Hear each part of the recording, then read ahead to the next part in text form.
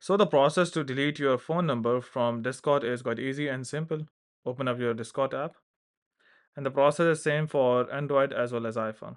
So once you are here, just go and tap on this U icon at the right bottom corner. This opens up your profile. Once that is open, you need to go and tap on this settings gear at the right top corner.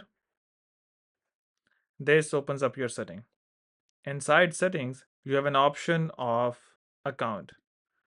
So you need to go and tap on account. Once you are inside here, you have your email and phone.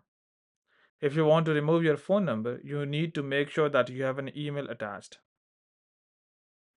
Here it says send verification code. So in case if you haven't added your email, you need to go and add the email here. Once you have added the email, you can go and tap on your phone number. Just go and tap on next.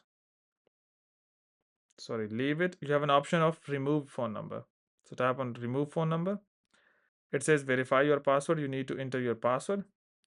I would have to copy it from my Chrome. So just wait a bit.